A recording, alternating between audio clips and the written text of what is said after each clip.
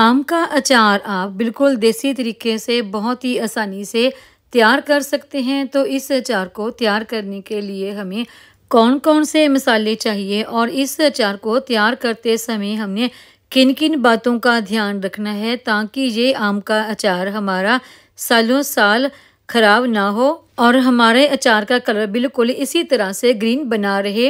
आम के इस अचार को हमने किस तरीके से बनाकर तैयार करना है, तो आज की हमारी वीडियो इसी के बारे में होने वाली है। नमस्कार दोस्तों, मैं वंदना, मेरे चैनल पर आप सबका स्वागत है। तो चलिए अभी हम आम के अचार की रेसिपी बनाना करते हैं शुरू। आम का अचार तैयार करने के लिए देखिए ये मैंने 5 किलो आम लिए थे और उनको मैंने अच्छी तरह से धो के कटवा कर और सुखा लिया है। तो अभी ये अचार बनाने के लिए हैं तैयार। जो भी आपने आम अचार बनाने के लिए इस्तेमाल करने हैं वो बिल्कुल सख्त होने चाहिए। किसी भी सॉफ्ट आम का अचार बनाने में इस्तेमाल ना करें। और अचार बनाने से पहले इन आमों को मैंने कम से कम 3 से 4 घंटे के लिए धूप में सुखा लिया था और इनके बीच जो गुठली वगैरह थी वो सब निकाल ली है। और अब ये आम हमारे तैयार हैं अचार बनाने के लिए। अगर जब आप अचार बना रहे हैं उन दिनों बारिश ज़्यादा हो, धूप ना निकलती हो, तो आप इन आमों को 4 से 5 घंटे के लिए पंखे के नीचे भी सुखा सकते हैं, क्योंकि ये मौसम ऐसा होता है, कभी धूप निकलती है और कभी बारिश होती है। ये आम मैंने 5 किलो लिए थे। तो आम को कटवाने के बाद हम इनकी गुठली निकाल लेते हैं, इनको सुखा लेते हैं। तो उसके बाद तकरीबन ये 4.25 किलो से लेके 4.5 किलो के आसपास तक ये आम हमारे पास बचते हैं। तो इनके लिए हमें कौन कौन से मसाले चाहिए तो देखते हैं। सबसे पहले तो देखिए ये ली है मैंने कलौंजी मैंने तकरीबन 50 ग्राम के आसपास ली है। और उसके बाद लिए हैं मेथे जो बड़ा दाना आता है वो लेने हैं आपने, जो छोटा दाना आता है वो नहीं लेने। और ये मेथे मैंने तकरीबन 100 ग्राम के आसपास लिए हैं। और ये आगे है सौंफ मैंने 200 ग्राम के आसपास ली है। आप अपने टेस्ट के अकॉर्डिंग ये मसाले कम या ज़्यादा ले सकते हैं। आप चाहें तो इन मसालों को हल्का सा ड्राई रोस्ट करके इनको दरदरा सा पीस कर भी अचार में इस्तेमाल कर सकते हैं, लेकिन मैं इन मसालों को साबुत ही इस्तेमाल करती हूँ। और इन मसालों में मिक्स करने के लिए आगे ली है ये मैंने हल्दी। ये हल्दी भी मैंने तकरीबन 100 ग्राम ही ली है। और हल्दी के बाद ये जो लाल मिर्च है ये भी 100 ग्राम ही ली है।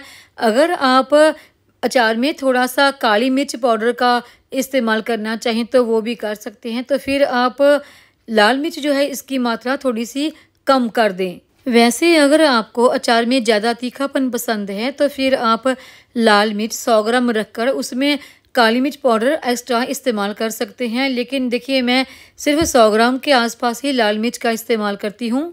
और आगे लिए है ये मैंने नमक देखिए 1 किलो है तो मैं पूरा इस्तेमाल नहीं करूँगी, बिल्कुल थोड़ा सा, यानी कि 100 ग्राम के आसपास नमक मैं इसमें से बचा लूँगी। और ये यहाँ पर देखिए इतना सा नमक मैंने कम डाला है अचार में, यानी ये नमक मैंने बचाया है।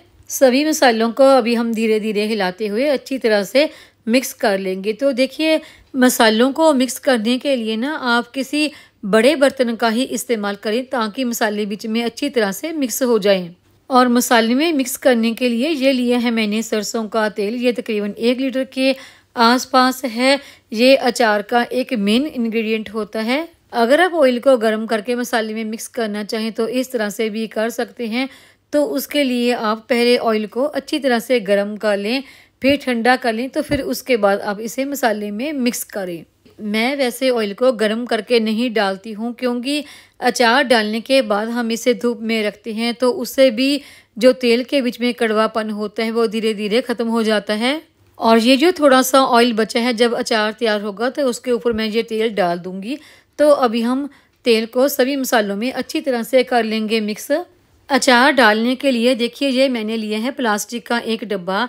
जिस बर्तन में भी आप अचार डाल रहे हैं पहले उसे गर्म पानी से धो के अच्छी तरह से सुखा लें ताकि उसमें बिल्कुल भी मॉइस्चर ना रहे। अगर डिब्बे में मॉइस्चर रहेगा तो आपका अचार ख़राब भी हो सकता है। अचार को अभी हम बिल्कुल थोड़ा थोड़ा करके मसाले में अच्छी तरह से मिक्स कर देंगे ताकि पूरे अचार के ऊपर ही अच्छी तरह से ये मसाला लग जाए। पूरे आमों को ही एक ही बार मसाले में मिक्स ना करें, इससे कई दफ़ा ऐसा होता है कि सभी जो अचार के पीस हैं उन पर मसाला पूरा नहीं लग पाता।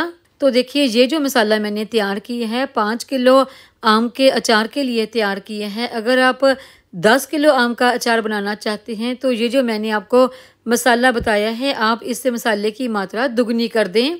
सारे ही आमों को मसाला देखिए अच्छी तरह से लग चुका है। तो अभी इन आमों को हम डब्बे में डालना करते हैं शुरू। तो इसी तरह से आप देखिए जितने भी आपके आम बचे हैं सभी को हम अच्छी तरह से मसाले में मिक्स करके इन डब्बों में डालते जाएंगे। अगर आपके पास अचार मिक्स करने के लिए कोई बड़ा बर्तन है तो आप उसमें सारे ही आम एक ही दफ़ा डालकर अच्छी तरह से मसाले में मिक्स कर लें। तो फिर आप उन्हें डब्बों में इसी तरह से भरते जाएं। लेकिन मैं सारे आम एक ही दफ़ा नहीं डालती, मैं थोड़े थोड़े से आम डालकर अच्छी तरह से उसे मसाले में मिक्स करके फिर उन्हें डब्बों में डालती जाती हूँ। तो चलिए मेरे सारे ही आम मसाला लगकर हो चुके हैं तैयार। तो इन्हें भी हम भर लेते हैं डब्बों में। अचार हमारा हो चुका है तैयार और डब्बों में भर लिया है। तो देखिए अभी इन अचार को हमने इसी तरह से नहीं रखना, बल्कि अभी हमने इनको लगानी है धूप। तो हम इनको कम से कम 1 हफ्ते तक तो धूप जरूर ही लगाएंगे। तो अभी तो देखिए मैंने इन डब्बों के ऊपर ये प्लास्टिक का ढक्कन लगा दिया है, लेकिन जब हमने इन डब्बों को धूप लगवानी है तो हम इनके मुंह के ऊपर कोई सूती जालीदार कपड़ा बांध देंगे। तो फिर इनको धूप में रखेंगे। और अचार को आपने रोल किसी स्पून की हेल्प से अच्छी तरह से हिलाना है ताकि अचार अच्छी तरह से बीच में मिक्स हो जाए और अचार के हर पार्ट को अच्छी तरह से धूप भी लगती रहे। कम से कम अचार को 1 हफ्ता धूप में रखने के बाद फिर आपका अचार बनकर खाने के लिए तैयार हो जाता है। और जब आपने इस अचार को खाने के लिए इस्तेमाल करना है तो इसी डब्बे में से बार बार हाथ डालकर अचार ना निकालें, बल्कि आप इस अचार को किसी छोटे डब्बे में निकाल लें खाने के लिए, फिर इस्तेमाल करें।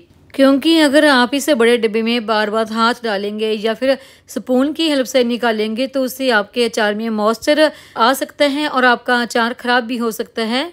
और अचार निकालने के लिए आप जिस स्पून का भी इस्तेमाल कर रहे हैं वो बिल्कुल भी गीला नहीं होना चाहिए और ना ही उसमें मॉइस्चर होना चाहिए, यानी कि आपका स्पून बिल्कुल सूखा और साफ सुथरा होना चाहिए। अगर आप इन्हीं कुछ बातों का ध्यान रखते हैं तो आपका अचार लंबे समय तक चलता है, खराब नहीं होता। अचार आपका सालों साल बिल्कुल ठीक बना रहता है। तो अभी मैं इस अचार को कम से कम 1 हफ्ते तक धूप में रख दूंगी ताकि अचार हमारा तैयार हो सके। तो उम्मीद है आपको ये मेरी आज की जानकारी की वीडियो पसंद आई होगी। वीडियो पसंद आई हो तो वीडियो को लाइक, सब्सक्राइब, शेयर और कमेंट जरूर करें। बेल आइकन को दबाएं ताकि मेरी आने वाली हर नई वीडियो का नोटिफिकेशन आपको मिलता रहे।